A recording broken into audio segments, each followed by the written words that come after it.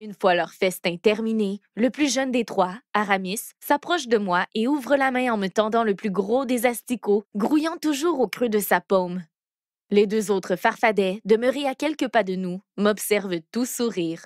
Je regarde Zach qui me fait signe de le prendre.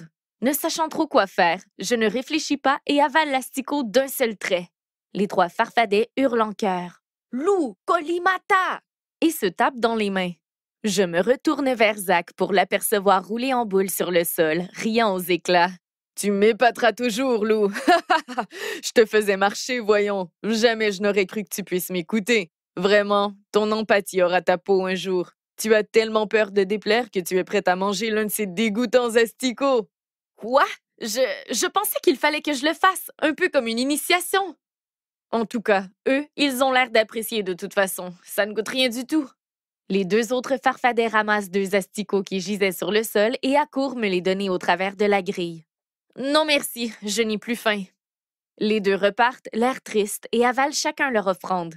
Aramis penche la tête de côté et tend une de ses longues oreilles, puis son visage heureux se change en terreur. Il accourt vers les autres et crie « Castiga!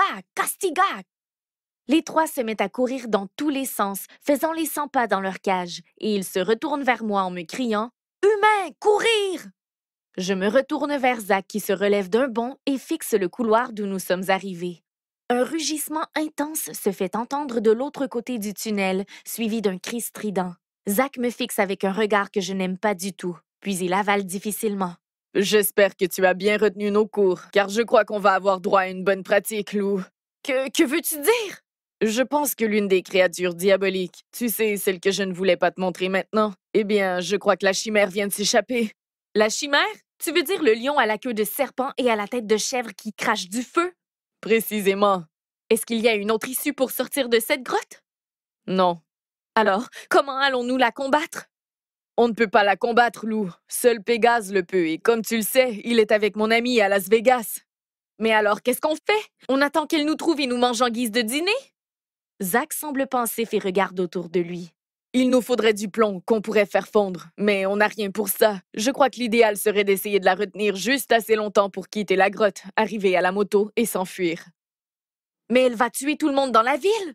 On doit aller chercher Jézabel. Elle est la seule qui peut la contrôler, Lou. Il faut faire vite. On n'a pas d'autre solution. Et on doit sortir avant qu'elle ne nous dévore. Si on peut la garder dans l'antre, elle ne nous coincera pas dans ce tunnel. Mais comment on peut la retenir? Le mieux serait que tu lui lances tes poussées d'énergie pour la faire reculer. Et moi, j'essaierai de la pâter avec de la nourriture pour la distraire. Es-tu prête? Est-ce vraiment une question? Comment puis-je être prête pour quelque chose comme ça? Je vais prendre ça pour un oui. Alors à trois, on court. Rendu au bout du couloir, tu regardes où est la bête et tu lances la plus grande poussée d'énergie que tu peux dans sa direction. Cela devrait nous donner quelques secondes, le temps que je lui lance une chèvre du congélateur. Je sais, une chèvre qui mange une chèvre, c'est intense. Alors, 1, 2, 3. Zach court et je le suis jusqu'au bout du tunnel. Nous arrivons dans l'antre et je l'aperçois.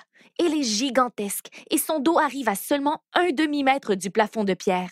Zach me fait signe de la tête tout en courant vers un congélateur et moi je dirige mes mains vers la créature qui m'aperçoit au même moment. Elle se penche comme un chat qui s'apprête à bondir sur une souris. Mon énergie se canalise et la frappe en plein milieu du front. La créature titube et tombe sur le côté, mais tente de se relever tant bien que mal.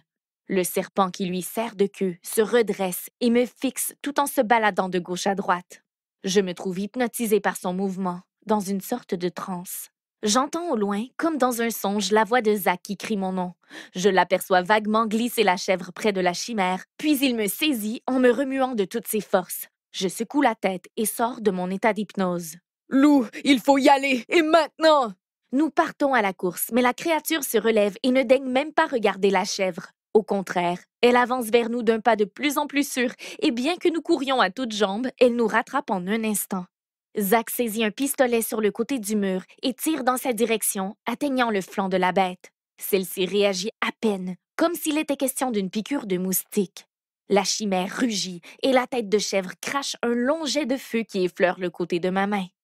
La bête approche et d'un coup de patte, elle envoie Zach se frapper contre la paroi de pierre. Je suis maintenant debout, face au monstre, sentant son souffle sur moi, et je crois que tout est joué pour moi, quoi que je fasse.